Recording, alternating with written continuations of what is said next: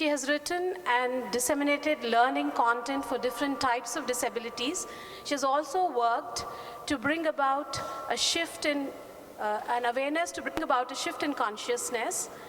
She believes strongly in universalization and inclusion of people in professional, social, economic, cultural, and literary spaces. She is the founder of a deaf theatre group in Hyderabad known as Drama Association of the Deaf. It is the first of its kind in the country as they use sign language and not mime. Over to you. Thank you. Good afternoon. Good afternoon and welcome. Welcome to all the guests who've come from outside Hyderabad. Malini, welcome to Hyderabad once again. I think you visited it in 1988, a long time back. Yeah. So I am delighted to be chairing this session with Malini. I can't forget when I pinged her and asked her, would you come for this festival to Hyderabad? She was in UK, I think. I have a job in London. Yes, I have a job with TCS London. And her spontaneity really surprised me. She said, yeah, sure. And that was it. She was coming for the festival, no question asked. Here she is in UK. So that is what Malini is about, spontaneous, courageous, and she continues to surprise me.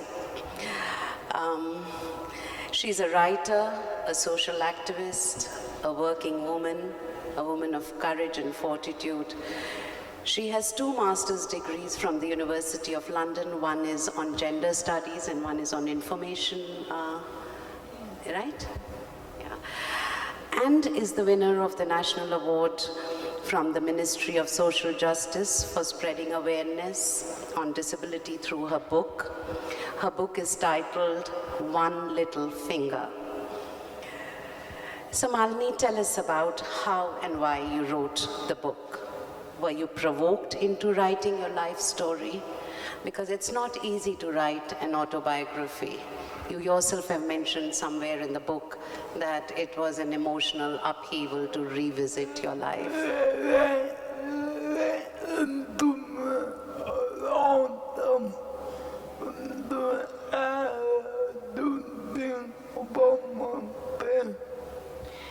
Yes, it took me a long time to write it, to think about my pain.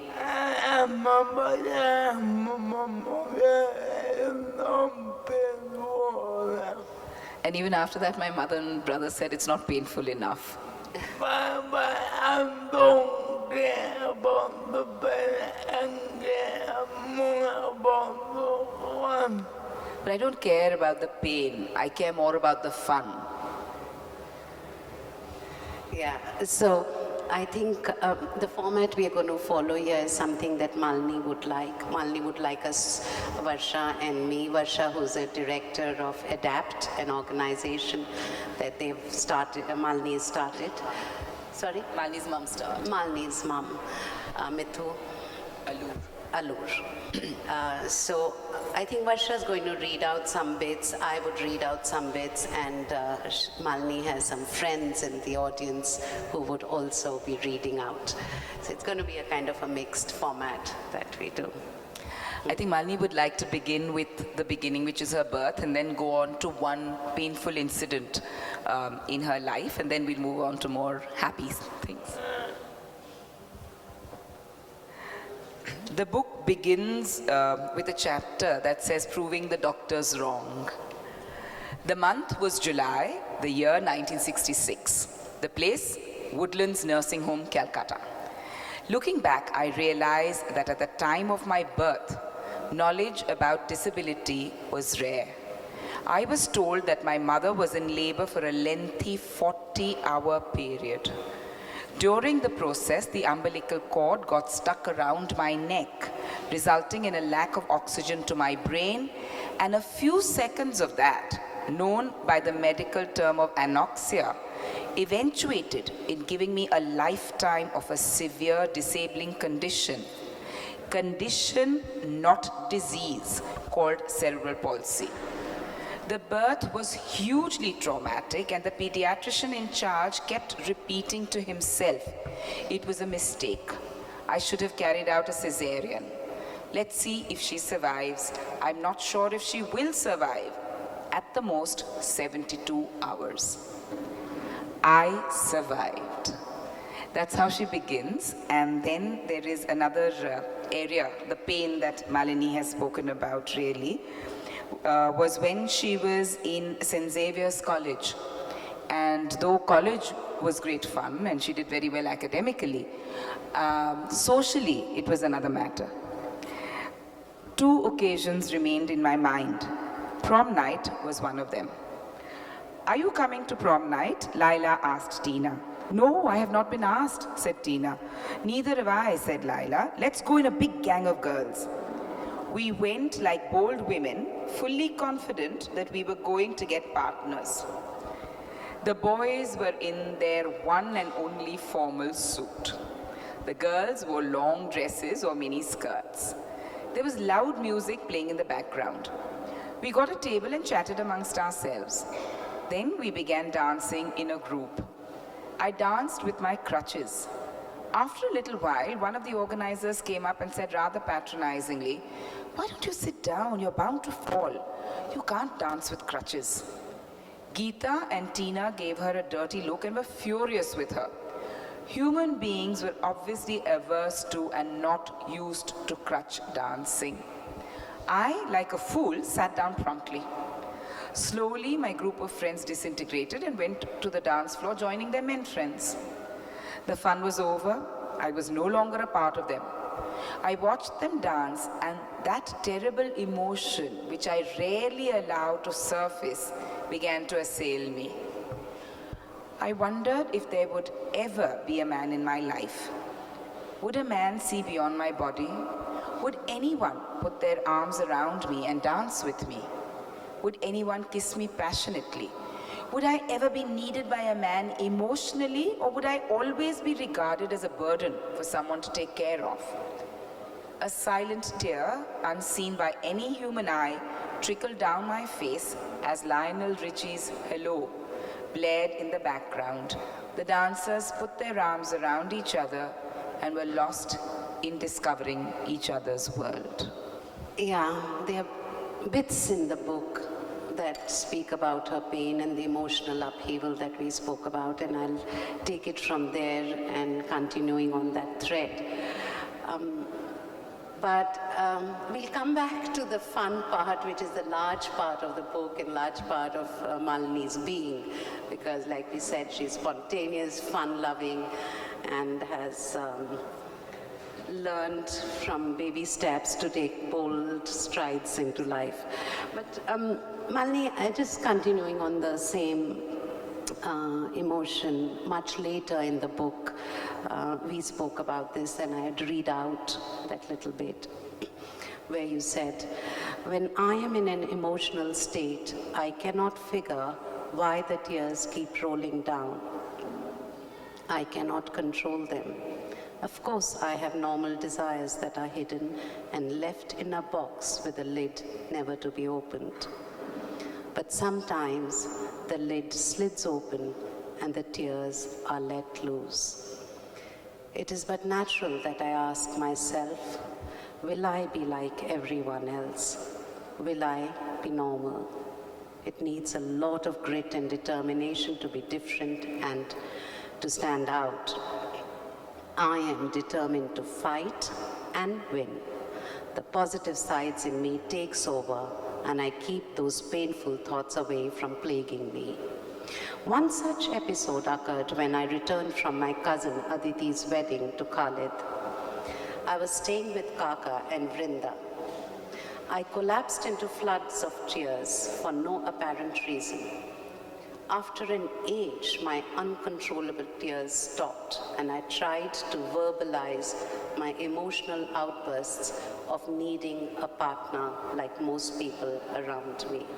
should be public issues rather than it remaining. What I was saying was that I think Jenny Morris was closely involved with the women's movement and the labor movement, and this was the central theme.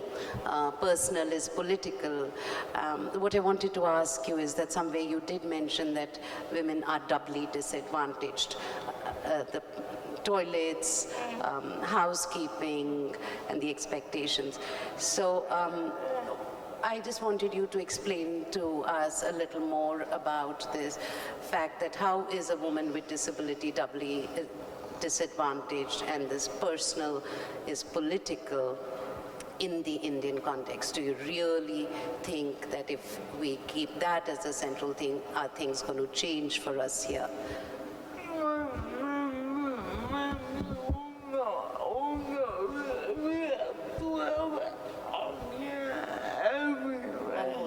Maybe, who knows, we need to have access everywhere.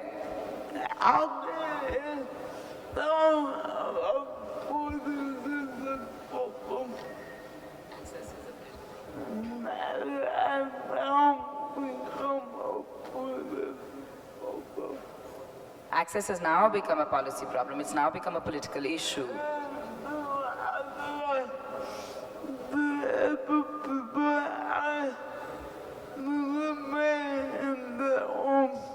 Otherwise, disabled people remain in their homes.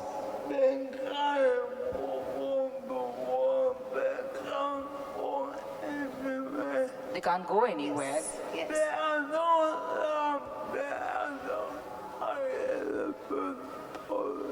Because there is no access. Yeah.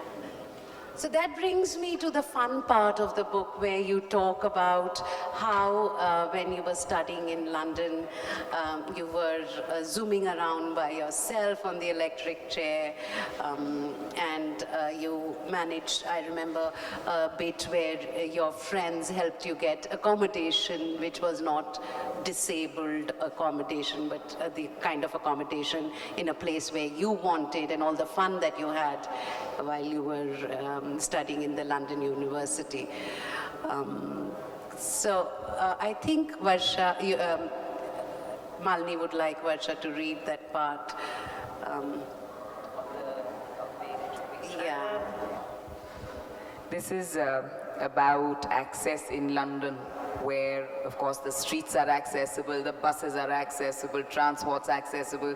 So Malini is a different person, and she speaks about the electric wheelchair. And she says, I was always ecstatic with the electric wheelchair. The electric wheelchair gave me a tremendous feeling of movement and space. With this, I did not feel as if I could not walk. I did not feel helpless. I could slip into shops, chemists, bookshops, restaurants, etc. Whatever the so-called normal person does, I could do. I did this with ease, and it did wonders for my self-confidence. I was whizzing around with Mother and Maya sauntering way behind. Maya had supreme confidence in my sense of direction and always followed me blindly. When I was with Dad, he always walked ahead while I was wheeled behind. I realized that I was confident and persevering enough to manage the busiest London roads on my own. I realized that I could go anywhere.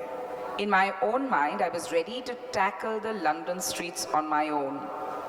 Friends used to marvel at how I navigated my wheelchairs through hordes of tourists, through Leicester Square and Soho without touching anyone. Yes, I had to be careful, as I knew how very painful it would be if the wheelchair hit one's legs. We could not have done anything like this in India. I read somewhere that there were over 1,000 potholes and very little pavement space. The pavements were not rounded and hence not accessible to wheelchairs. Moving around outdoors is not an easy task in India.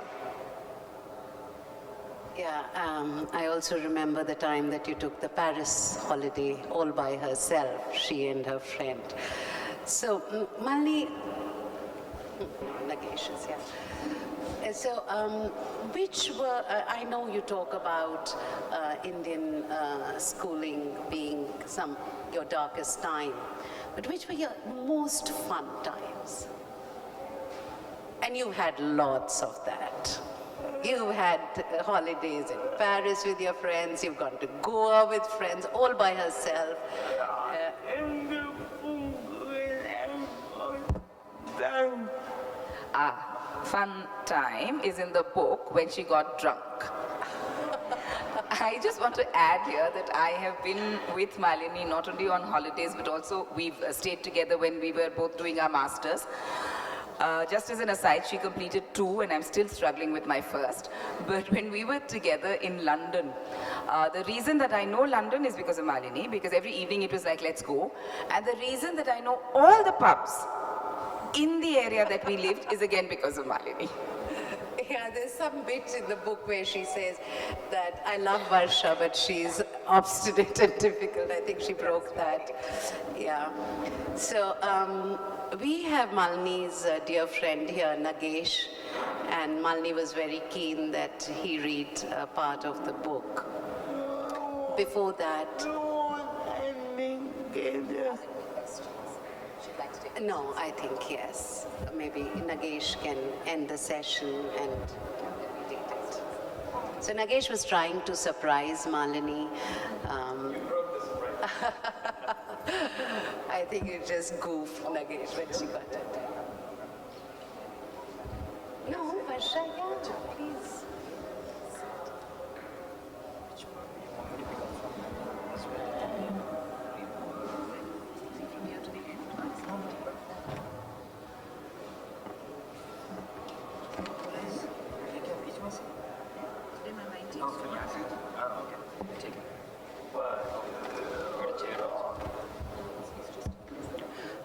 I was asked to stand here, so to make it a little more dramatic.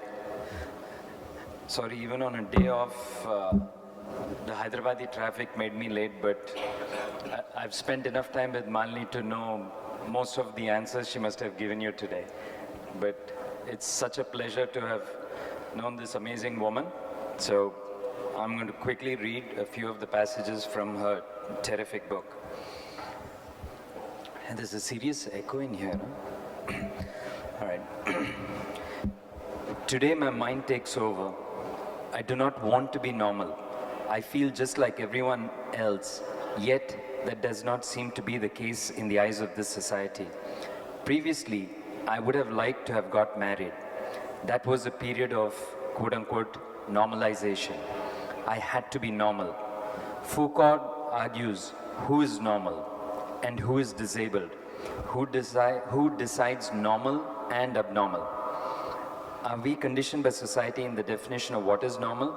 Do we only see it from society's perspective of normalization? Or can the definitions evolve as time goes by to include everyone? Is everyone perfect? I may never have a man to hold me or a child of my own and never be in a traditional situation. I realize I will always continue to struggle. Adjust to the reality of people shunning me will be a lifelong challenge. To minimize and to accept life as it is a discipline like yoga, which I regularly do. I have grown and developed in an atmosphere where there has been control of thinking, of my own self, of the mind over the body, of the spirit over the physical, just so adequately put by Emerson. What lies behind us and what lies before us are tiny matters compared to what lies within us. And those tears dry up. Having experienced acceptance and rejection, I turn to the positive aspects of my life. I tell myself how fortunate I am because not many can live the way I have and the way I do. I'm fortunate to have friends who reach out to me and love me. I cherish those friends who love me just the way I am. They do not try and make your kind of normal, which I can never be or may not want to be, because I do not know what your normal is. I know only me. I like me. I have learned to love and accept that life is beautiful as it is. It is not always easy, but definitely beautiful. I think that despite the attitudes of rejection, lack of access, and the loss of freedom, I have accepted India as home.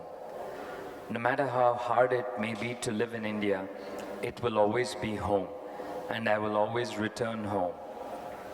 I'm comfortable now in the light and the dark, the smiles and the tears. Yet a part of me will always belong to London. The opportunity to be a part of life in London is the nectar in my jar, the honey in the flower, and the rainbow in the storm. As long as I have a taste of that nectar on a regular basis, I have found strength to salute life and live it with laughter and humor. I'm like the migrating bird with her freedom to spend the winter months away and the summer at home. The hybrid, nurtured and fed by two cultures, aware of both the joy of being accepted and the pain of rejection. Trying to remember to live life one day at a time and to accept who I am. Hoping to rise up to the struggle and challenge of doing so against a sea of apathy and rejection. Living, hoping and believing that there is a better tomorrow. Finally free to be me.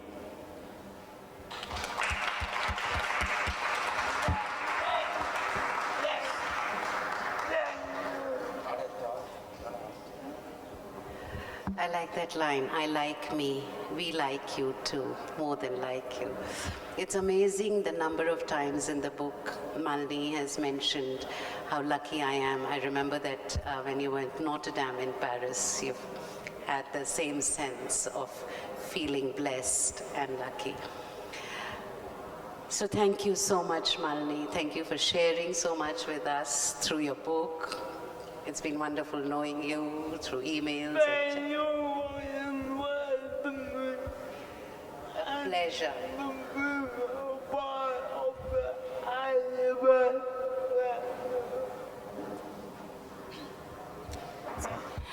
Thank you for inviting me, and it's been a pleasure to be a part of the Hyderabad Lit Fest. I do that a lot doing good.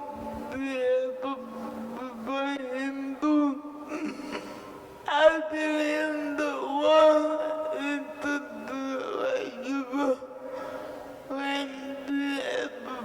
but I am good. And Anju's done a lot to include disabled people. This is the first literature festival that has included disabled people, and it's all because of Anju.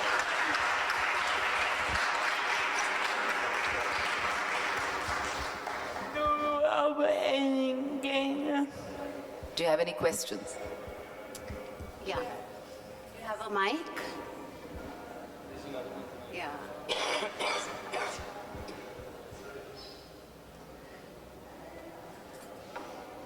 you want this one? No, I can give a mic.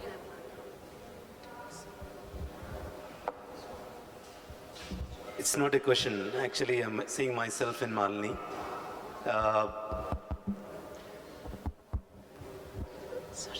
It's been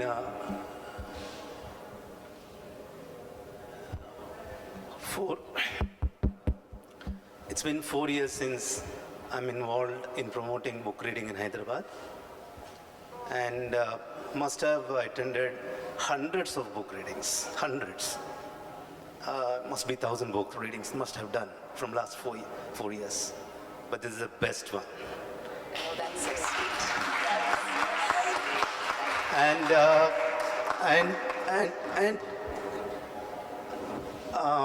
I just want to say this.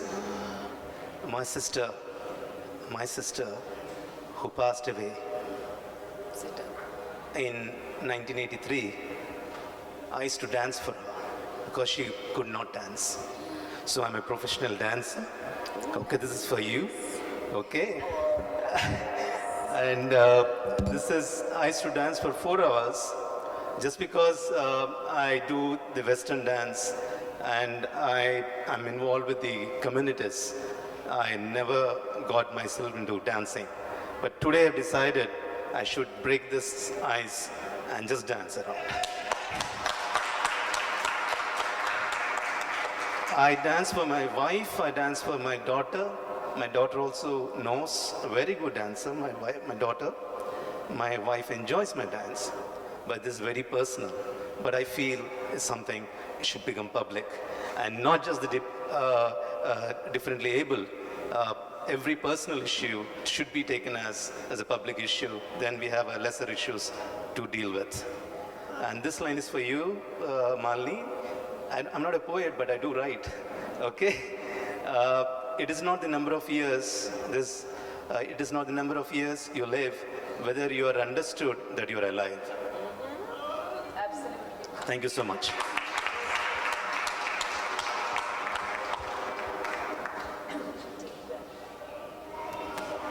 This is not a question. I am here and I just want to greet Malini, and I was her teacher way back in 1980. And it's so wonderful to see her here. And as a little girl, she had that grit and the determination to overcome all the problems, all the hurdles in her life. And she's come a long way. The book she has written, I wrote an article on Malini and on that book for Hindu, Metro Plus. And Malini, it's really great to have you here, and many more such sessions to attend.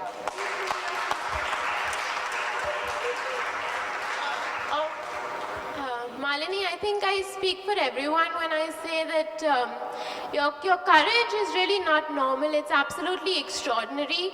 And I think it's so important for us to question then what is normal and why we want to sit in a box and say we are normal and we are not. And I think, and I do have a question coming out of that for you, is that you speak of your travels where you were allowed to travel, you had access to the streets, you had access to wherever you wanted to go.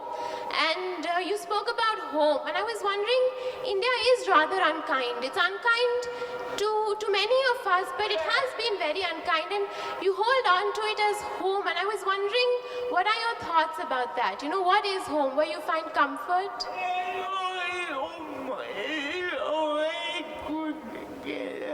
What is home is a very good question. The people are born up in Bombay, and I'm born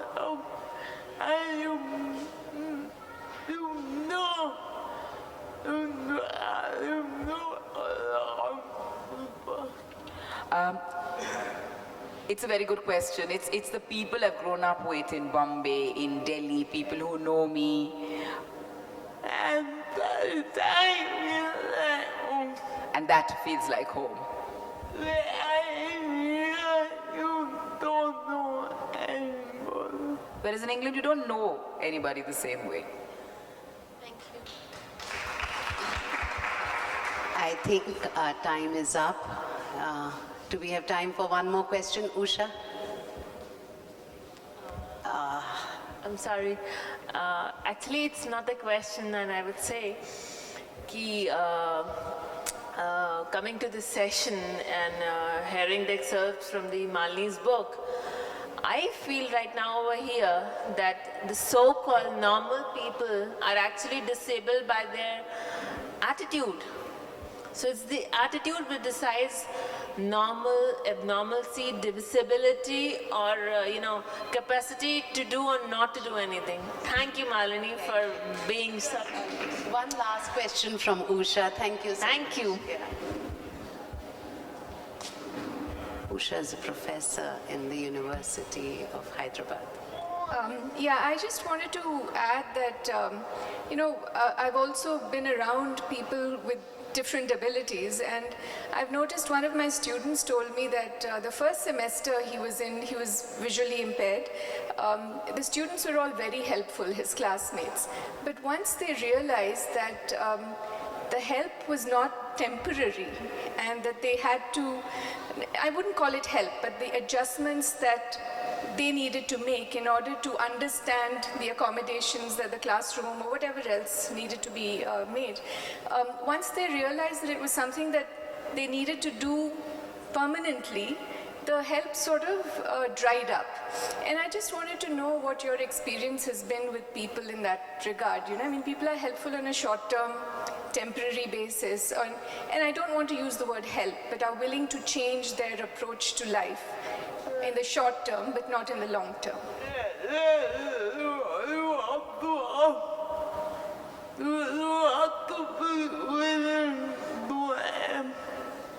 People have to be willing to help.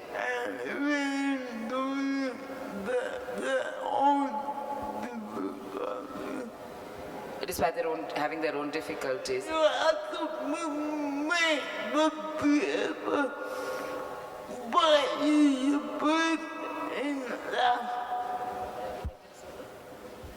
Take part in You have to make the disabled take part in life. like my company and other. I didn't need anybody. Like my company in London, I did not need anybody. Everybody opened my laptop, gave me water. Like, you know, someone would come and open my lunchbox, they would give me water. But now I need somebody to help me with my work. But now I need someone to help me with my work. I'm not that I'm comfortable in my own way. So I can contribute in my own way.